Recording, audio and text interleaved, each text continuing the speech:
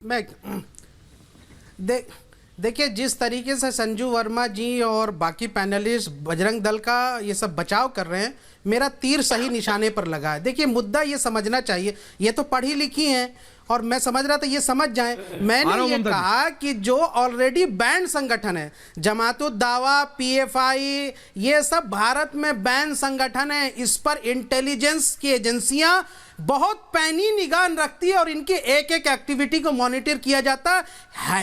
हैसियत नहीं है इन संगठनों की हिलने की, लेकिन जो ऐसे संगठन जिनका नाम मैंने लिया और जिस पे आपको मिर्ची लग गई, वो संगठन तो खुले आजाद घूम रहे हैं, वो दंगे कर रहे हैं और मार काट रहे हैं, हथियारें लहरा रहे हैं, राजधानी में आके हथियार लहरा रहे हैं, गोली मार रहे हैं लोगों को। उनका क्या करेंगे आप? उस पे तो इंटेलिजेंस की नजर नहीं है, उन पर बैन नहीं है, तो उनको डी रेडिकलाइज करने की जरूरत है या नहीं है? आप पढ़ी लिखी महिलाएं, जरा ये बात तो समझाइए आप।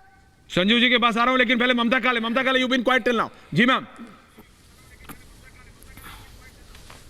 जी धन्यवाद ऐश्वर्या जी। विषय बहुत ही महत्वपूर्ण है और बहुत अच्छा है कि आप इस पर आज वाद विवाद करवा रहे हैं। सबसे पहले मैं ये बता देना चाहती हूं कि ये जो कट्टरवादिता की समस्या है, सिर्फ भारत की नहीं है, आज ये विश्व स्तर पर समस्या है और भारत सबसे युवा राष्ट्र है, ये समझना चाहिए। और हम सब जानते हैं कि आज का जो युवा है वो कल का नागरिक है। युवा राष्ट्र की रीढ़ की हड्डी होता है। अगर किसी राष्ट्र को आपको तोड़ना है तो सबसे आसान तरीका क्या है? वहां की जो युवा शक्ति है उसको बर्बाद कर दीजिए।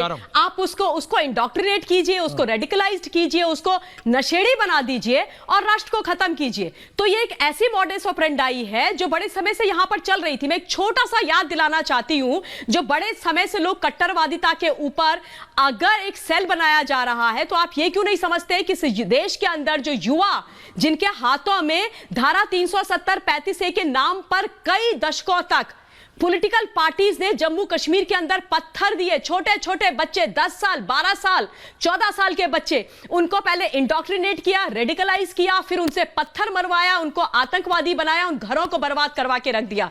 अगर उनको किताब दी होती, अगर ऐसे सेंटर्स उस समय होते तो आज वो युवा देश के काम आता, आज वो युवा देश की उन्नति में लगता। लेकिन ये तमाम चीजें हुई नहीं है। पर आज जब इस विषय पर बात हो रही है, जब सही रास्ते पर वो भटके हुए युवा को लाने की बात की जा रही है, तो मुझे समझ ही नहीं आ रहा है कि क्यों इस गलत चीज के कोई भी व्यक्ति आकर के वकालत कर रहा है।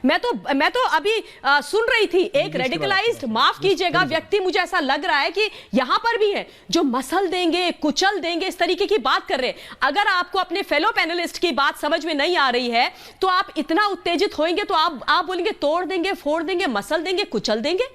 यह कोई शब्दावली होती है? यह कोई बात होती है? अगर आपसे यह बोला जाए कि जैश मोहम्मद के बारे में आपका क्या विचार है तो आप उस बात को पलट देंगे।